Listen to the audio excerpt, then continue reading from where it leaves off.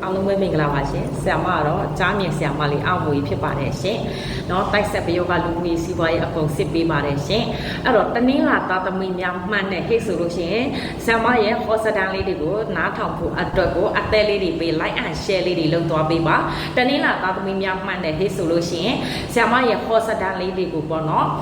လာစဉ်လာတိုင်းနားထောင်ဖို့အတွက်အပေါင်းလေးကိုနှိပ်ပေးအသေးလေးတွေပေး like and share လေးတွေလုပ်သွားပေးပါတနင်္လာသားသမီးများအတွက်ကိုလက်ပွင့်ကပ်ပွင့်ချဲကန်ထိကန်ကောင်းစီဖို့အတွက်เนาะအခက်ခဲနေတဲ့အရာလေးတွေလွတ်မြောက်စီဖို့အတွက်ကိုဆရာမဒီထဲမှာလာပြီးတော့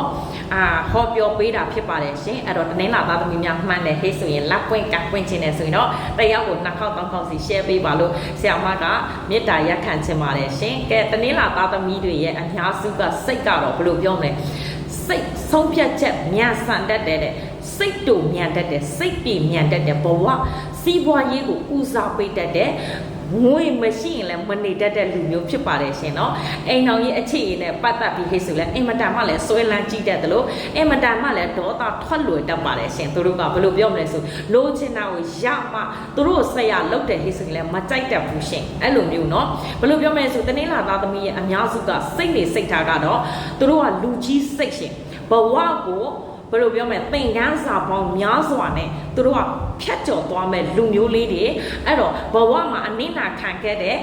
အဆုံးရှုံးခံခဲ့တဲ့အရာတွေเนาะကိုကဘယ်လိုပြောမလဲမေတ္တာနဲ့ရှောင်းလန်းခဲ့တဲ့အရာတွေကဒီအချိန်မှာရှင်တို့အတွက်ကိုတနင်္လာသားသမီးများအတွက်ကိုသင်ခန်းစာတစ်ခုရလာမယ်လို့ဆရာမအမြင်ပါတယ်ရှင်เนาะအဲ့တော့ကိုယ့်ရဲ့အညက်တွေအကုန်လုံးကိုအဲ့ဒီသင်ခန်းစာနဲ့ပဲကိုကရှေ့ဆက်ပြီးတော့သွားမှာရှောင်ရှားသွားမှာဖြစ်တဲ့အတွက်ကြောင့်မလို့အောင်မြင်မှုလေးတွေရရှိဖို့ရှိပါတယ်တနင်္လာသားသမီးများစုကတော့သူတို့ဆရာလောက်တာမကြိုက်တတ်ဘူးရှင်စာအုပ်လည်းနည်းနည်းထုတတ်တယ်ရှင်เนาะဘယ်သူပဲဘာပဲပြောပြောသူတို့လှုပ်ချင်တာကိုဇွတ်လုပ်တတ်တယ်မိသားစုပေါ်မှာဟေးဆိုလဲအင်မတန်မှအပူပိန်တော့ကကြီးတတ်ပါတယ်ရှင်အခုတလောကဘယ်လိုပြောမလဲဟေးဆိုလို့ရှိရင်သူတို့က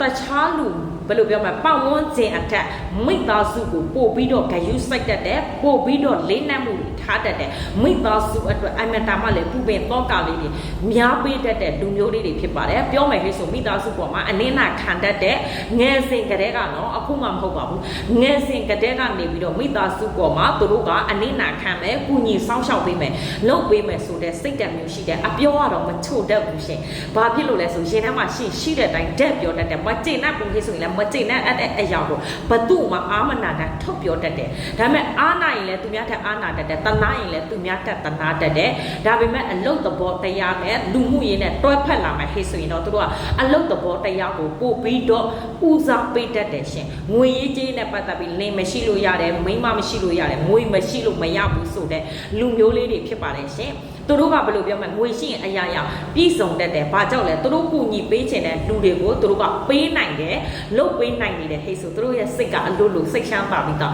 းအလိုလိုပျော်ရွှင်ပြီးသားပါရှင်เนาะပြီးလို့ရှိရင်အချစ်ရည်နဲ့ပတ်သက်ပြီးတော့သူတို့ကချစ်တယ်ရှင်ထဲမှာပဲရှိတယ်အပြင်ကိုထုတ်ပြောတာမျိုးလေးတွေသိမတွေ့တတ်ပါဘူးရှင်ဘာဖြစ်လို့လဲဆိုစက်ကလုံးတွေသူတို့ကချွတ်နွက်လေးတွေမပြောတတ်တာပေါ့နော်အဲ့လိုမျိုးသူတို့ရဲ့ရှင်ထဲကခံစားချက်တွေကိုသူတို့ကတပားသူနဝင်ချိုးအောင်တပားသူ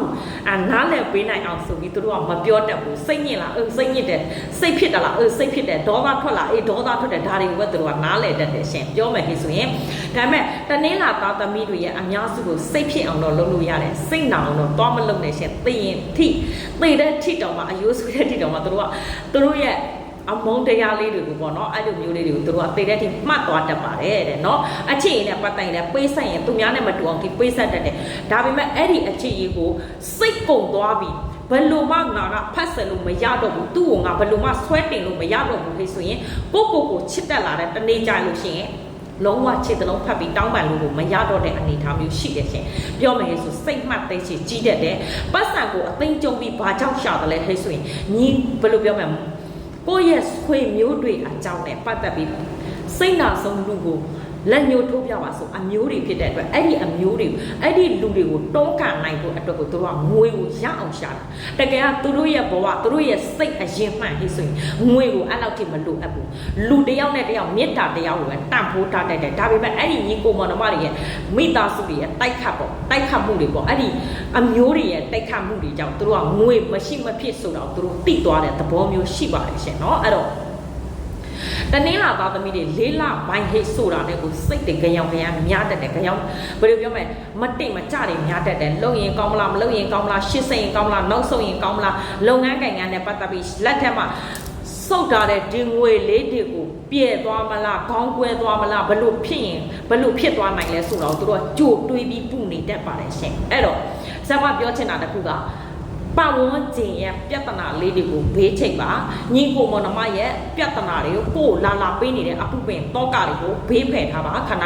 ကိုယ့်ရဲ့ဘဝအောင်မြင်ဖို့ကိုယ့်ရဲ့လုပ်ငန်းကိုင်ငန်းလေးတွေအဆင်ပြေဖို့အတွက်ကိုဦးစားပေးပါဘာကြောင့်လဲဆိုသူတို့ကငွေတစ်ခုရပြီလေဆိုတာနဲ့မိသားစုကိုငဲ့ကွဲရတာနဲ့ငါဒီလိုလုပ်လိုက်ရင်သူတို့အတွက်အခက်ခဲဖြစ်သွားပါမလားငါသူတို့အတွက်ကိုအမြဲတမ်း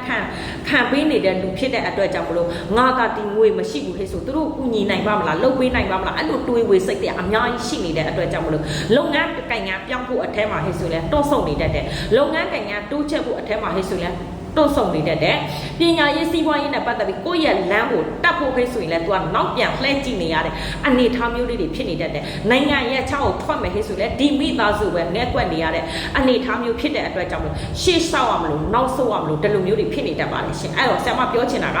ကိုဖြစ်ချင်တဲ့အရာကိုလုပ်ချင်တဲ့အရာလေးတွေကိုဦးစားပေးတိုးချက်ပြီးလုပ်သွားပါလို့ပဲဆရာမပြောချင်ပါတယ်အဲ့တော့ဒီနေ့တည်းမှာဒီ၄လပိုင်းထဲမှာဆိုတောကများတော့ငွေဝင်ပေါက်များလာမယ်တောကများတော့လုပ်ငန်းကိုင်ငန်းလေးတွေအဆင်ပြေလာမယ်ကိုညီပေးမမဲ့လူလေးတွေပေါ်ပေါက်လာမယ်လို့ဆရာမမြင်ပါတယ်ရှင်အဲ့တော့ဘာလုပ်ပေးရင်ကောင်းမလဲဆိုအောင်တပြေပန်းလေးနဲ့နော်အောင်တပြေပန်းလေးနဲ့ယူပြီးလို့ရှိရင်အမွှေးနှံတောင်ပတ်ဖြန်းမယ်ဖလားခွက်ထဲမှာငွေရုံဖလားထဲကိုရေထည့်မယ်ပြီးလို့ရှိရင်အဲ့ဒီထဲမှာ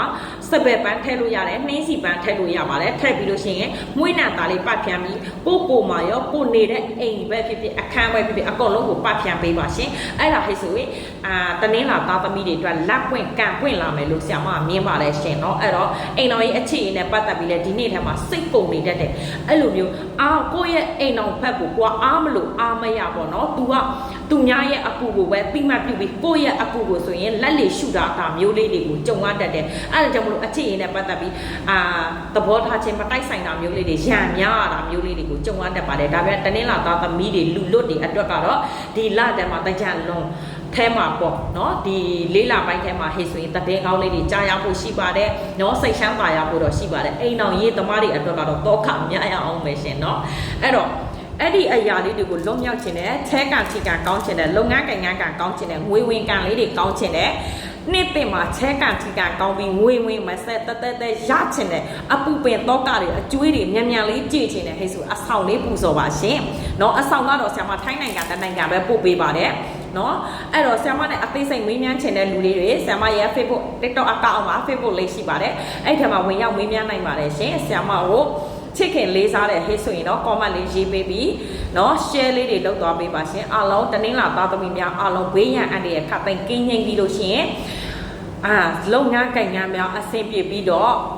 လှူနိုင်တန်းနိုင်တော့ပုဂ္ဂိုလ်သူပုဂ္ဂိုလ်များဖြစ်ကြပါစေလို့ဆရာမစုမောင်ကောင်းတောင်းပေးပါတယ်ရှင်အားလုံးကိုကျေးဇူးတင်ပါတယ်